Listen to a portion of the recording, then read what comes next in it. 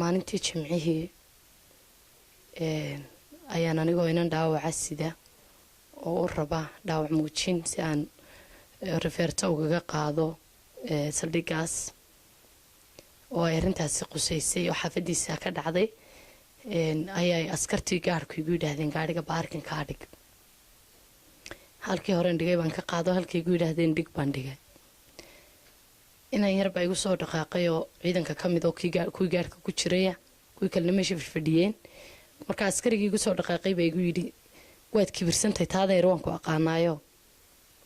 dabeetana waa maxay kibirka malcamada la igu ka keenay si fiican ilaa soo gaariga imaad ran halka ka dhaqaajiyo halka dhig halkina maan dhig maxaad kala darabta miya kibraniyad baa tahay deegar darra cadaan oo aan miyana ku lahayn haystaagin miyana warwal qof dhaawacaan sidee miyana saldhiga baarinkiisa ayna halkan loo istaagin looma istaagin ka tale hay halka ugu tiriimka istaag ma istaaga maxaa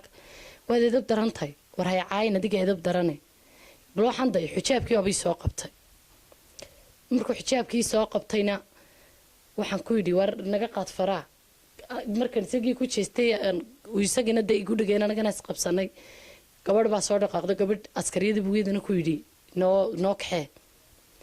gabadhii baa iyaduna babiga ka siisay oo anigii iyadii isagii baa wada qabtay oo laba askariyo kalena way noo yimaadeen saddex askari iyo gabadhii uu u yeedhay oo markaa anigu gabadhii uun is qabsanay bay saddexdii askari dusha iga dileen hooyo gaadhigii iga dambeysay baa iga soo daba degtay hooyadii markii iga soo daba degtay waarna see leedin miyaad dilaysaan tidhi iyadina waa la igu soo daray oo iyadina saddex kala qaabishay hooyina saddexdii askari baa halkii horteyda ku dilay hooyadii bay xanuunsanaysaa li habeen baan dhakhtar ka soo sukiin dhakhtar ka keen anagii halkii baan lagu laayay waliba intana la jiiday oo dhulkana la jiiday oo waxaasi dhulkii ciidii yihiin ayaa jiidniinkiina lagu geliyay gudaha markiina la geliyay gudaha hore markiina la geliyay ayaa waliba naloogu daray in maxaan ku dhahday obiga dhexdiisina lagu garaaco anagu de warka maanan hayna nin baa markaa lahaa war ka daaya taliyaha saldhigu sidaan markii dambe ku warheli doono xanuun buu ku maqan yahay baa leeyahay xanuunsanaya taliye ku xigeenkii weeyaan ninkan la leeyahay ka daaya ninkan la ka daaya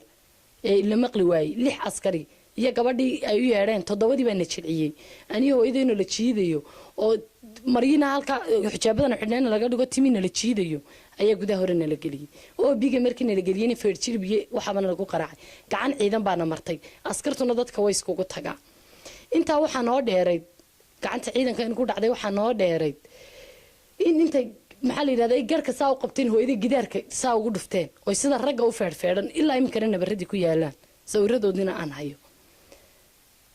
imika waxa lagu leeyahay dhakhtarka alxayaat socodkan guriga igu timaadeen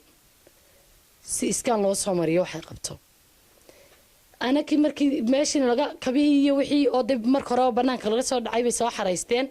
telefoonkii dhulka iga dhacay inantii dhaawac ahaydeen wadnii lafteedii ayaa qaatay gudihii hore la geeyay markii gudihii hore la geliyay waana la xidhay maqsinbaana lagu soo qufulay markii maqsinkana lagu soo qufulay ayay maxaan ku dhahdaayay inantii oo dhaawac muujintii ay siiyeen deeyo ay anagina naga xareeyeen oo aan cid meeshii ka qaadaa jirin ayaa anagii noo timid oo tiri yaan dee la hadlaa waa tan laydin xidhay waxaan anaa ku cidna la hadlina telefoonkayga hadaysay ii dhiib shabagaani ii soo istaagtay telefoonkii baan soo qabtay dee dad baan garaaco waxaan ku waxaan doonayaa nambarkii jananka inaan helo maadaama anigii hooyadayba dilnay waxaan jananka ugu eeranayay dee waxaan islahaa waa maaragtay xubintii ugu sareysay oo halkaas cadaalad ka heli kartaa waxaan ku war helay in generaal dabagala maqan yahay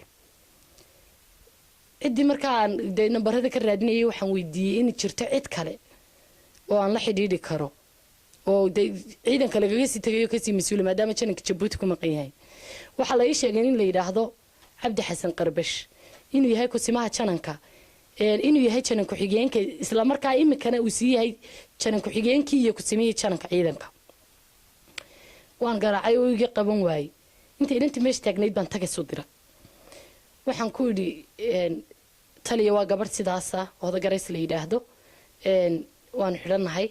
markaa telefoonka iga qabo waana nala dilay telefoonkiibuu igu soo celiyeyba waan ka qabta waxaan ku taliya waxaasaa nagu dhacay waana la dilay anigii hooyaday waxaan u soconayna waxa ahayd inaan gabadha muujin u qaadno wixiiba laakiin waxa ka soo soo martay gacan ciidan baa nagu dhacday qol baana loo xidhay feerjil baana lagu garaacay si cadowtinimo leh oo ciidanku isgarab siinayo oo ciidamada booliskuna dadka way isugu tagaan qof kasto shicibina taa uu ogyahay oo gacan ka siman xitaa hadaad goodo la isleeyahay yaanay shakhsi gaar ah loo raacin ayana loo dilay anigii hooyadayba waxa dhacday marka ninkii sidii ugu sheegay wuxuu igu yidhi haye iminka lagu howlgalayaa aadna waad mahadsantahay adeer haye adeer adigaa mudan dee waxaan islahaaba cadaalad baad gaadhay oo madax meel ka sarraysa oo la salaaxaa ma jirtee haddaad janankii weyday dee jananku xigeenkii baad heshay jananku xigeenkii markii aanu la hadalnay uu yidhi wacid baan idiin soo diray oo lidin howlgalaya waxaa noo yimid taliyaha qaybta bariga Muuse Xasan Kaahin la yidhaah intii aan anagu waxaanu qabnana la eegin oo aan nabaradayada arkaysaan cidina u jeedsanin iyo kuwa kale oo jirka ah oo meelahana laga dilay dhabarka iyo caloosha u badan tahay si aan nabar muuqdo kalena loo ku arag oo dhaawac muujintaydana aanu hablaha dhaqaatiirta atusnay ku cadahay ayaana loo soo diray markuu noo yimid taliyihii qaybta barigu hal shaqo quru qabtay waxaanu qabnana lama weydiin si ay wax u dhaceenna lama weydiin halka shaqo quraahayda la qabtay waxa idin la ogaada sida aan ku helay telefoonka sidee gabadhan telefoonku heshay iyadoo saldhiga ku dhex jirta waana la baaray siday ahayd baan ugu sheegay waxaan ku taliye maadaama anagu ciidankan islaynay oo aanan ku eerin karin oo aanan waxba kala hadli karin anaguna marka hore aanu meesha cabashayinaan dad dhaawaca wax laga siiyo u keenay waxaanu anaa la xidhiidhay janankii markaan weyne jananku xigeenkii baan helay adigana sababtii iyo sifada lagula soo hadlay waa taas cid kale oo aan ishkateeyay ciidan meel u marina ma jirto nimankana aan jaray taliyahoodina waa kana uu taagnaa oo ka daayay buu lahaa isagaana amar diido ku sameeyayna waa kana weydii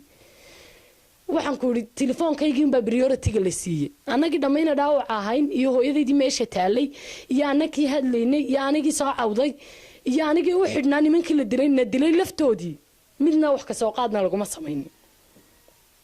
telefoonkiiba muhiimadda siiyay taliyay oo naga baxay subaxii markuu aagu bariyay intii uu inankii yaraa gaarka ku jiray cadaadisna saaray uu diiday in xataa cuntana loo keeno uu diiday xataa in maxaan ku dhahdaayay qof noo soo galo oo san wuxuu qabnana la eego waxna la weydiiyo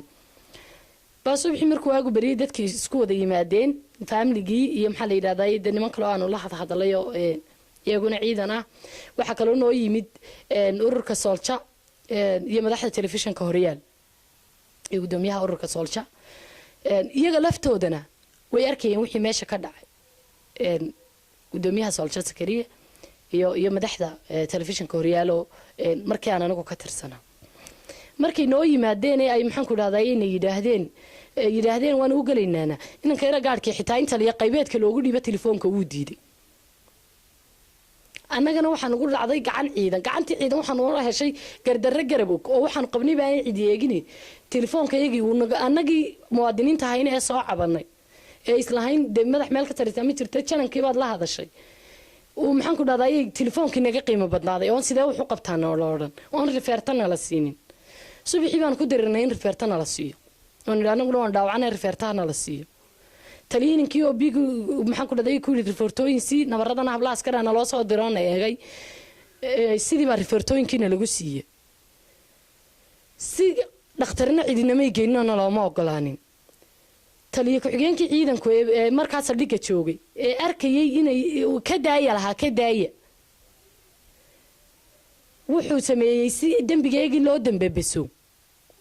in saddex askari oo ciidanka ka mid ah referta la siiyo oo anigii hooyaday oo markii aniga la dilay gaariga ka soo degtay si dambigeega loo dambeebisay ciidankii baa referto in la siiyo dhakhtarkii loo diro waxay qabaan